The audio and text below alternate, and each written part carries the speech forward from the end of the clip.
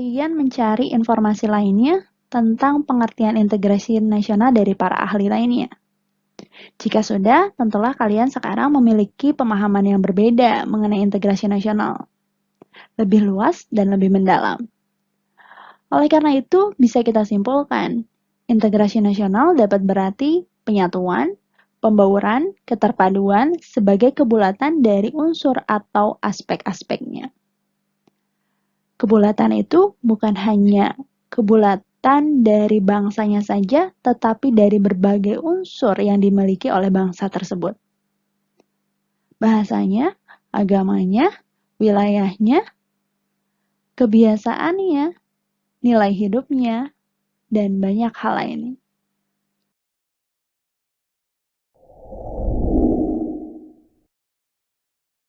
Sekarang kita pahami mengenai jenis-jenis integrasi. Menurut Myron Weiner dalam Ramalan Surbakti 2010, integrasi nasional lebih cocok dikatakan dengan istilah integrasi politik. Menurut beliau, integrasi dapat dilihat dari berbagai jenis. Ada 5 jenisnya. Pertama, integrasi bangsa. Yang kedua, integrasi wilayah. Yang ketiga, integrasi nilai. Yang keempat, integrasi elit massa. Dan yang kelima adalah integrasi tingkah laku atau perilaku integratif. Mari kita cermati satu persatu. Pertama, integrasi bangsa. Integrasi bangsa menunjuk pada proses penyatuan kelompok sosial dan budaya dalam suatu kesatuan wilayah dan suatu pembentuk identitas nasional. Maksudnya di sini, integrasi bangsa itu adalah penyatuan berbagai kelompok budaya yang berbeda, kelompok sosial berbeda, dalam satu kesatuan wilayah dan membentuk suatu identitas nasional yang baru. Bisa kita lihat contoh gambar 3.3, kelompok budaya. Di sini terdapat gambar di mana ada banyak orang yang menggunakan berbagai pakaian adat yang berbeda-beda yang memperlihatkan budaya dari setiap daerah masing-masing.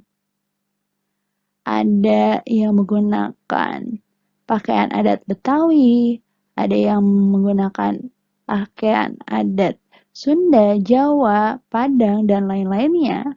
Nah, jika kalian diberikan pertanyaan, ini pakaian yang berasal dari mana? Jika orang luar negeri yang bertanya, pasti jawaban pertama kita adalah Indonesia. Nah, ini memperlihatkan bahwa adanya penyatuan kelompok budaya tertentu membentuk suatu identitas nasional yang baru, yaitu Indonesia. Betawi, Indonesia, Padang, Indonesia, Papua, Indonesia. Nah, inilah yang dimaksud dengan integrasi bangsa.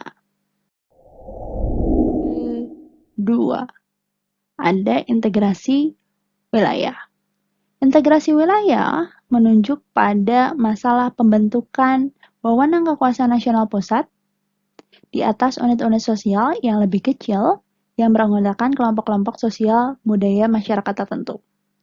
Jadi maksudnya di sini, integrasi wilayah bisa dilihat dari adanya kekuasaan nasional pusat yang dimiliki oleh Indonesia yang berasal dari unit-unit sosial atau kelompok-kelompok sosial budaya yang ada di Indonesia. Untuk lebih jelasnya, mari kita lihat gambar 3.4 mengenai integrasi wilayah yang dapat menyatukan wilayah negara. Indonesia adalah negara kepulauan yang tentu saja banyak sekali pulau-pulaunya. Memiliki banyak perbedaan. Ada Sumatera, Kalimantan, Jawa, Sulawesi, Irian Jaya, dan pulau-pulau lainnya. Setiap pulau memiliki unit-unit sosial, kelompok budaya, kelompok sosial yang berbeda. Namun, dengan adanya integrasi wilayah, dari Sabang sampai Merauke, kita memiliki satu pemimpin yang sama, satu kekuasaan nasional pusat yang sama, dan mematuhi segala aturan yang dikeluarkan oleh pemerintah pusat. Inilah yang memperlihatkan Indonesia memiliki yang namanya integrasi wilayah. Yang ketiga, integrasi elit massa menunjuk pada masalah penghubungan antara pemerintah dengan yang diperintah. Mendekatkan perbedaan-perbedaan mengenai aspirasi dan nilai yang terdapat pada elit dan massa. Maksudnya di sini, integrasi elit massa difokuskan bagaimana menyatukan hubungan antara pemerintah dengan yang diperintahnya. Gambar 3.5. Di sini memperlihatkan integrasi elit massa, yaitu ketika pemimpin yang dekat dengan rakyatnya. Pemimpin yang mau mementingkan kepentingan rakyat, yang selalu mendengarkan keluh kesah rakyat, dan mau mensejahterakan rakyatnya. Pemimpin yang baik dapat mendengar aspirasi rakyat, kemudian memberikan solusi atas permasalahan rakyatnya, merupakan salah satu contoh dari integrasi elit massa. Semoga pemimpin-pemimpin kita bisa mengamalkan atau mengaplikasikan integrasi elit massa ini. Selanjutnya, yang keempat, ada integrasi nilai. Integrasi nilai menunjuk pada adanya konsensus terhadap nilai minimum yang diperlukan dalam memelihara tertib sosial. Artinya, harus adanya persepsi persamaan nilai-nilai kehidupan yang bisa dijadikan pedoman hidup bersama. Gambar 3.6. Orang bersedia bersatu karena adanya nilai bersama yang diterima dan dijunjung tinggi. Indonesia memiliki nilai yang sama, nilai kehidupan yang sama, yaitu Pancasila.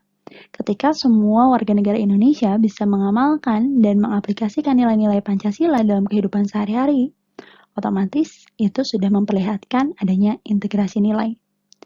Contoh di sini ada bapak-bapak yang mengaji bersama, mendoakan bersama, memperlihatkan adanya nilai ketuhanan, nilai sila pertama, percaya dengan adanya Tuhan dan mau beribadah sesuai dengan agama yang dianutnya masing-masing.